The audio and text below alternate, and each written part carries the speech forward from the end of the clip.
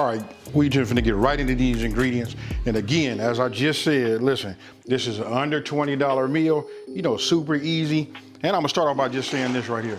All right, here we go. Hopefully I don't have no glare on it. Look, these are just the large shells. You know what, I'm using my store brand bar. You know, this is Cheddar Brothers. I'm using that. You don't need to go spending out for them way out name brands. You know what, this just works fine because this is gonna be a mixture. We're gonna season it and I promise you it's gonna be good. Right here, we got 2.5 cups of chicken broth. Now remember, I'm gonna say about 98% of the recipes, when they call for water, you can always substitute it with chicken broth. I'm gonna tell you, that's what sends your dish over the top with that extra flavor. All right, look, 1 cup of shredded cheese. Listen, this is a little bit more than 1 cup. I like a lot of cheese. I like mine to be cheesy. We got a bell pepper. You guys call it what you want to call it as far as the size go. This is what I normally would call a large. Y'all know I was in Texas and things was this big. But this right here is a large green bell pepper. We're gonna dice that. Right here, we got 1 cup of crushed tomatoes. We got ground, pepper. Of course, right here, you can see we got salt. That's kosher salt.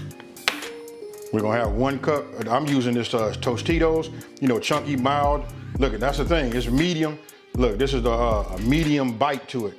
I'm using this right here. We're just gonna get 1 cup of that.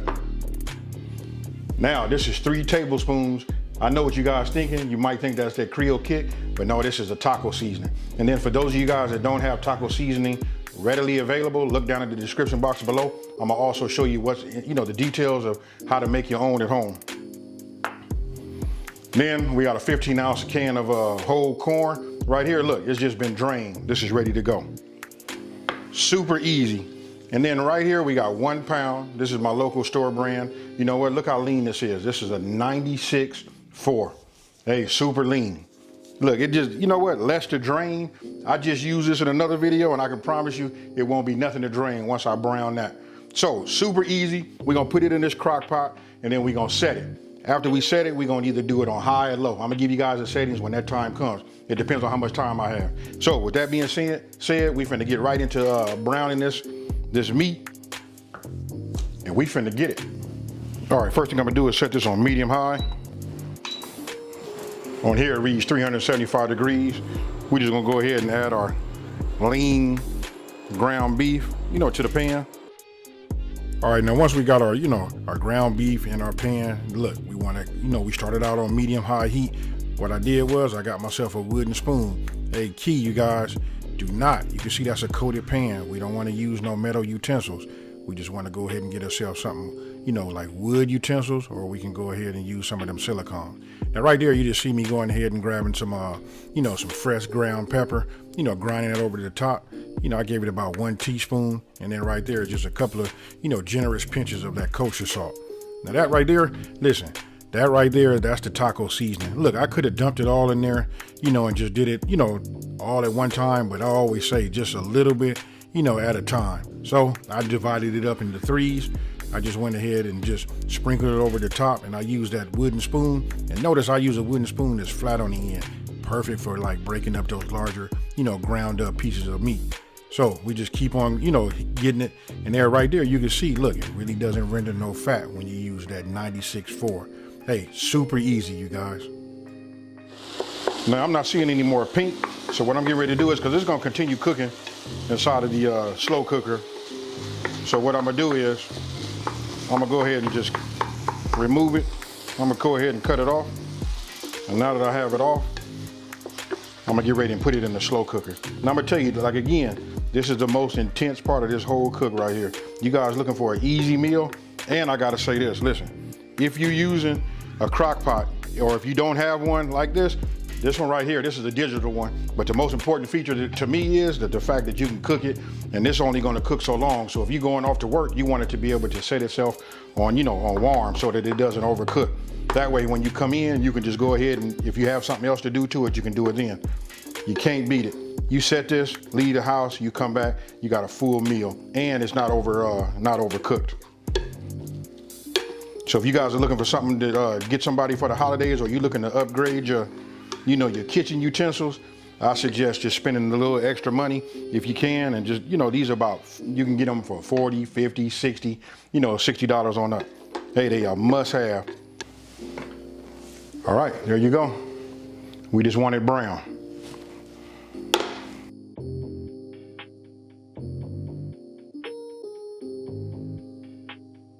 Okay, now what we're getting ready to do is we're getting ready to, you know, just add our ground beef. Look, that's almost nothing, you know, so here we go. Man, it smells good. Now, remember that green bell pepper? Listen, I don't want to, look, I call this just a rough chop. That's all this is right here. See how big that is? This is what you want right here. Not diced, but just get it about that big. Now, for the crushed, you know, tomatoes. Now for the, you know, the chunky salsa, what we're gonna do is we gotta get 1 cup salsa. Now, for the drained corn. And then finally, the broth. We're gonna go ahead and just pour that in here. And what we're getting ready to do now is we're getting ready to give it a stir. Man, I know you guys can see it right now. Now, the only 2 things you should have left will be the cheese and your shells. We're gonna get to the shells after we finish cooking it, then we're gonna cook it with the shells for about 20 minutes, but we're gonna check them after about 10. So we just give it a stir like this. We add the pot, and now we set the time. Okay, so for what I'm doing today, I'm gonna go ahead and set it on low. I got plenty of time, so I turn the power on. I'm gonna put it on low, and then I'm gonna put the time up. We're gonna go for 5 hours.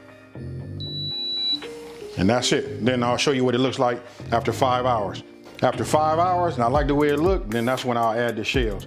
This part right here is real easy. So even if you've been at home, it's been on low, been on warm, what you wanna do is just kick it up to high. We're gonna add our shells, cook them for about 20 minutes then, and after that, then they'll be ready to serve. Okay, look, it's already been 5 hours. It's really somewhere like right around like 5 hours and like 20 minutes. Okay, I'm gonna go ahead and remove the top. We're gonna take a look at it. And then if I like it, I'm gonna go ahead and just add my shells. I'm gonna show you guys this little trick right here. Now after it finishes cooking, after 5 hours, this is what it looks like. And you remember, I always tell everybody, listen, we gotta taste our food. Now that's fully cooked food right there. It just got an excessive amount of liquid in it. But right now it'd be a good place to go ahead and, you know, taste it. Once we taste it, we'll find out if we need to add any salt or pepper to it. But I can tell you after I tasted it, boom, it was ready. Now we add our shells. Now, you know, I talked about that excessive amount of liquid. Hey, check it out. Now you get it, you guys. You don't need to pre-cook your shells, and that's the trick right there. Listen, we're gonna cook it for 20 minutes on high, but we're gonna set a timer for 10 minutes and check it and see where we at. This is what it looked like on high after 10 minutes. You know, just stirred it around, you know, stirred it up, looked at it, saw what it needed, you know what, and felt it. I decided that I'm gonna go back and let it continue to cook for another 10 minutes for a total of 20. Okay, let me go ahead and we're gonna remove the top. And here you can see that the shells have been cooked. And what it did was absorb all of that, you know, that liquid, that excess liquid that was in there. I'm not gonna say it's really excess. Hey, listen, this is just like the perfect blend right here. And now for the good part. Guess what, folks? It's cheese time. Now, you know what they say. Everything's better with bacon, butter, and of course, you gotta have cheese. Now, you just wanna go ahead and give it a, you know, a good mix and then add the remainder. Remember, I always add things, you know, like in increments. That way I never can say that I put too much in there. If I like it where it is, I can stop. Now, look at that right there. Tell me you guys ain't salivating right there. That should do it. You should have the water mouth